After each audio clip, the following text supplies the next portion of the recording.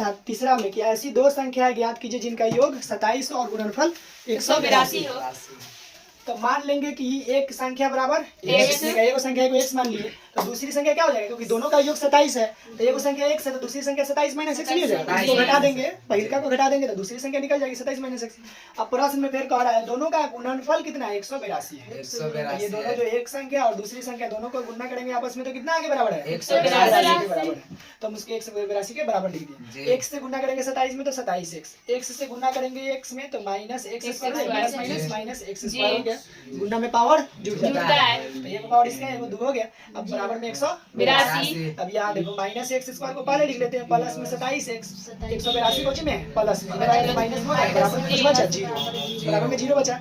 अब यहाँ देखो माइनस हम इसमें का जैसे पहले कॉमन कर ले रहे थे उसी तरह कॉमन कर लेते हैं तो क्या बच जाएगा x स्क्वायर, इसमें का माइनस कॉमन हो चुका है तो माइनस 27x, इसमें का माइनस कॉमन हो चुका है तो प्लस में 182 बराबर 0 हो गया। अब यहाँ देखो माइनस कॉमन हो चुका था तो ये खत्म हो गया, कैसे खत्म होता है पता है ना, ये क्या हो गया x square minus 27x plus 182 बचा बराबर 0। ये देखो तो द्विघात समीकरण है कि नहीं जी, द्विघात समीकरण है। सबसे ज्यादा घात कितना है 2, x का पावर 4 का घात कितना है 2 है। तो यहाँ देखो x स्क्वायर, अब यहाँ 182 का हम क्या करेंगे गुणनखंड करेंगे, 182 का गुणनखंड करेंगे 2 से कटेगा 91 बार में 7 से फिर 13 7 13 और 7 किसी भी अंक से नहीं कटेगा क्योंकि वो अभाज्य संख्या। तो देखो 2 और 7 तो 7 दूना 14 14 13 दोनों को आपस में जोड़ेंगे तो कितना हो जाएगा 27 के बराबर।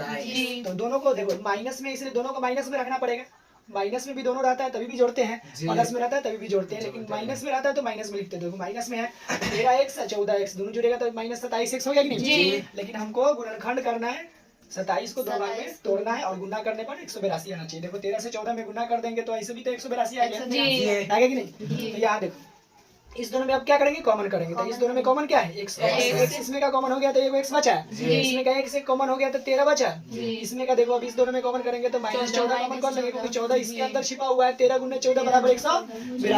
तो 14 माइनस में कॉमन हो गया तो क्या बचा x बचा, इसमें का 14 कॉमन हो गया तो कितना बचा 13 बच गया। x माइनस 13 यहाँ भी है, x माइनस 13 दोनों में से x माइनस 13 कॉमन हो गया तो क्या बचा x माइनस 14 कितना है 0। यदि हम x माइनस 13 बराबर 0 लेते हैं तो x बराबर कितना आएगा 13, और x माइनस 14 बराबर 0 लेते हैं तो x बराबर 14, और एक संख्या 13 तो दूसरा संख्या 14, 13 14 कितना होता है 27 हो गया ना, समझ में आया।